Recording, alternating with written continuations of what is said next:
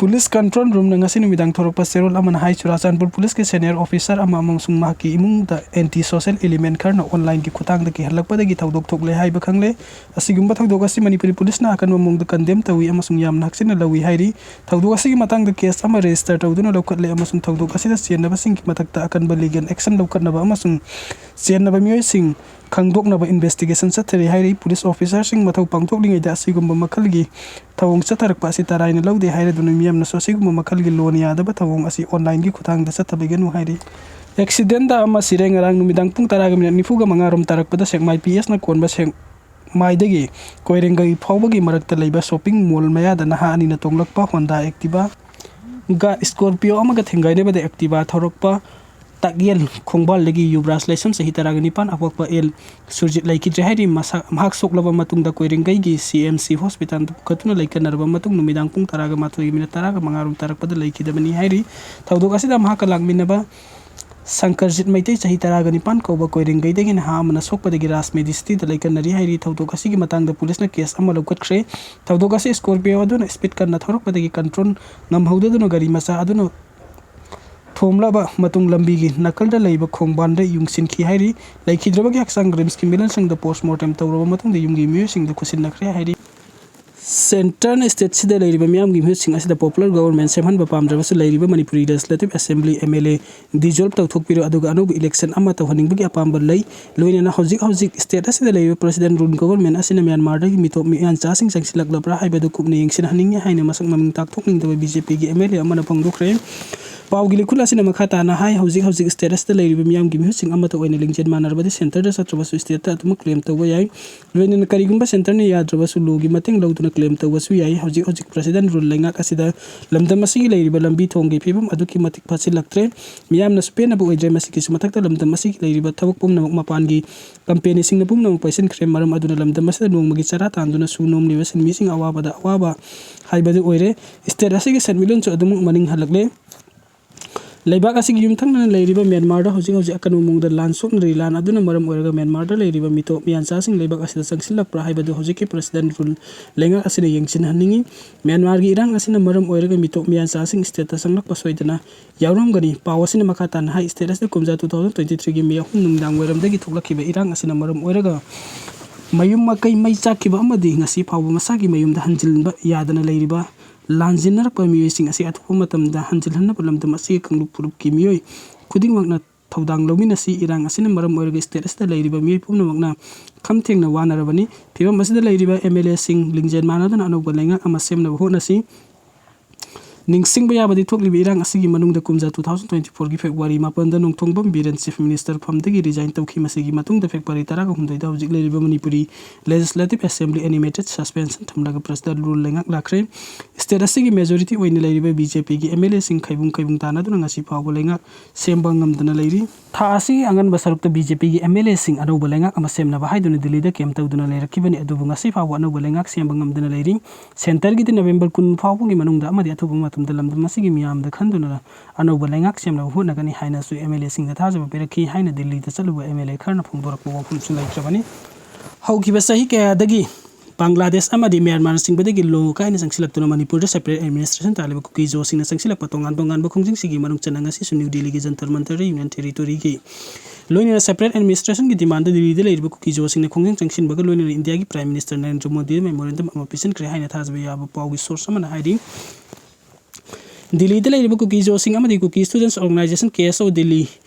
NCR na sentino popular government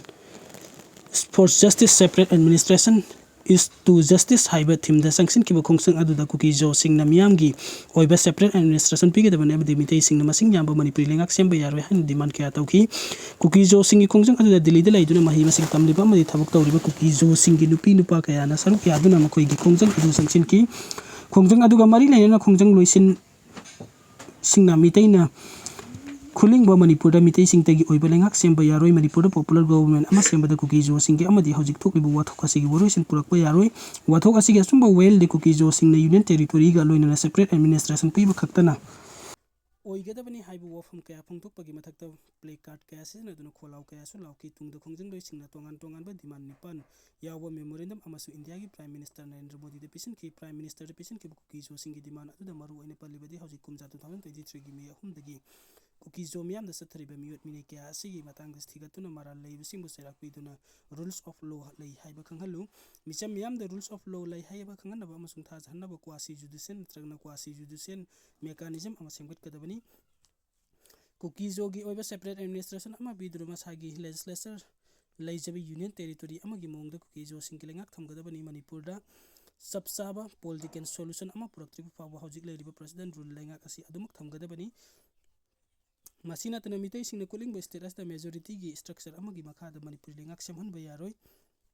irang asina maram oiraga lanjenariba kukizo singi tongan ba kem singda leiriba IDP singbu matik saba compensation pibaga loinana relief camp da leiba nupi angang singbu akhanaba thaurang amagi makhada mating panggadabani mitai amadi kukizo singna kundari mufam singda leiriba buffer zone sing ningthira ngak senduna thamgadabani haidi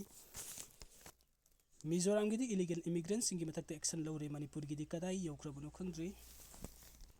Mizoram dagi behlid oiba ILP paiba illegal immigrant amasung tribal nattaba sing Tanthokpa Houre laldu homa Manipuri ngangkhoi ganakna leiriba Mizoram gi Aizawl district Sakora jasa tharagliba Young Mizo Association YMA gi General Conference saru yaraduna Mizoram gi Chief Minister laldu homa na mahaki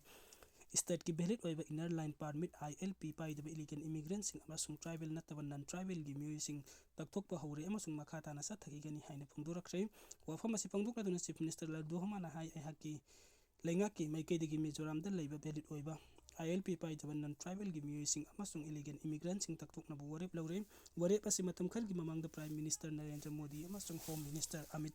Saga su unaduna akhanaba matung da lawrakhibani Mizoram gi governor gi aba matung inna thabuk asi sathanaba gi wafam Prime Minister amasung Home Minister da kangan kre Mizoram lengak na paikhat kadaba thabuk ti state as da leiba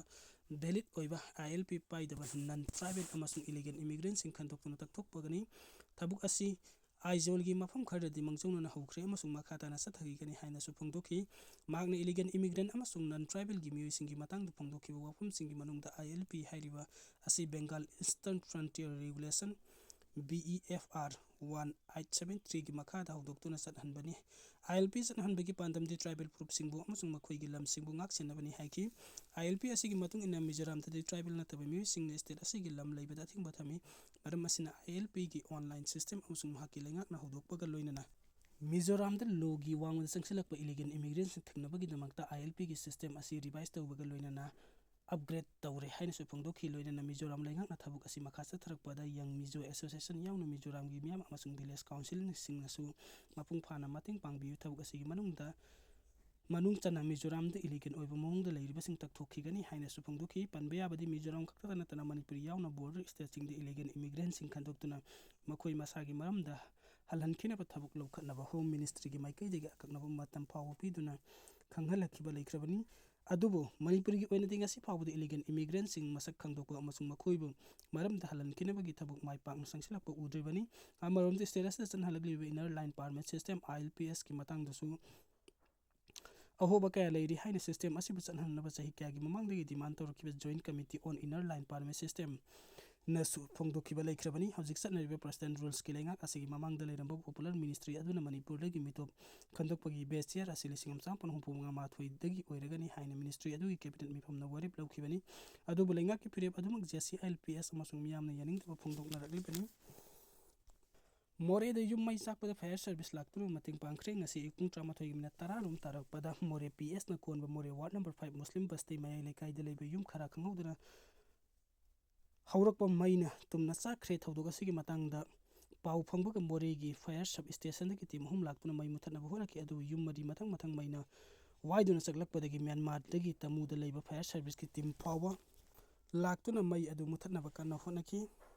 political leaders sing na Manipur da ingta pahanjille hari bas miyam gi mitta uchai bani bimol political leaders sing na Manipur ingta pahanjille hari li bas miyam gi mitta uchai bani hari dun status da thugliba oifam thoktoba amasung tangtu leitadriba pim mayam si normalize tawna bagi thawni haina inner Manipuri parliamentary constituency Congress MP Dr. Angomsa Bimol na phongdokre maki social media platform amada wafam asi phongdokla duna mahakna makhata na hai chahi ani hen na lanjina dun relief camp da sangja phumlo duna lekliba IDPꯁꯤꯡꯕꯨ ꯃꯁꯥꯒꯤ ꯃꯌꯨꯝꯗ ꯍꯟꯖꯤꯟꯗ꯭ꯔꯤꯕ ꯐꯥꯎꯕ state ꯑꯁꯤꯗ ꯏꯪꯇꯞꯄ ꯑꯃꯗꯤ ꯅꯣꯔꯃꯦꯜꯁꯤ ꯍꯟꯖꯤꯜꯂꯦ ꯍꯥꯏꯕ ꯌꯥꯔꯣꯏ ꯍꯥꯏꯔꯤ꯫ ꯍꯧꯖꯤꯛ state ꯑꯁꯤꯗ ꯂꯥꯟꯖꯦꯟꯅꯗꯨꯅ ꯃꯤꯑꯣꯏ ꯂꯤꯁꯤꯡ ꯀꯌꯥꯅ ꯃꯌꯨꯝꯗ ꯍꯟꯖꯤꯟꯅꯕ ꯐꯪꯗꯅ ꯂꯩꯔꯤꯉꯩ ꯃꯔꯛꯇ ꯄꯤꯁ ꯑꯃꯗꯤ ꯅꯣꯔꯃꯦꯜꯁꯤ ꯂꯥꯛꯂꯦ ꯍꯥꯏꯕꯅꯆꯤꯡꯕ ꯐꯣꯡꯗꯣꯛꯂꯤꯕ ꯄꯣꯂꯤꯇꯤꯀꯦꯜ ꯂꯤꯗꯔꯁꯤꯡ ꯑꯁꯤꯅ ꯃꯤꯌꯥꯝꯅ ꯊꯦꯡꯅꯔꯤꯕ ꯃꯔꯨꯑꯣꯏꯅ IDPꯁꯤꯡꯅ ꯃꯥꯌꯣꯛꯅꯔꯤꯕ ꯑꯋꯥꯕꯁꯤꯡ ꯑꯁꯤꯕꯨ ꯀꯨꯞꯁꯤꯟꯅꯕ ꯍꯣꯠꯅꯕꯅꯤ꯫ IDPꯁꯤꯡ ꯃꯤꯑꯣꯏꯕ ꯑꯃ ꯑꯣꯏꯕꯒꯤ ꯍꯛ ꯑꯃꯗꯤ ꯏꯀꯥꯏ ꯈꯨꯝꯅꯕꯒ ꯂꯣꯏꯅꯅ ꯃꯁꯥꯒꯤ ꯃꯌꯨꯝꯗ ꯍꯟꯖꯤꯟꯗ꯭ꯔꯤꯕ ꯐꯥꯎꯕ ꯄꯤꯁ ꯑꯃꯗꯤ ꯅꯣꯔꯃꯦꯜꯁꯤ ꯍꯜꯂꯛꯂꯦ ꯍꯥꯏꯕ ꯌꯥꯔꯣꯏ ꯍꯥꯏꯅ ꯗꯣꯛꯇꯔ ꯑꯉꯣꯝꯆꯥ ꯕꯤꯃꯣꯜ ꯑꯀꯣꯏꯖꯝꯅ ꯐꯣꯡꯗꯣꯛꯈ꯭ꯔꯦ꯫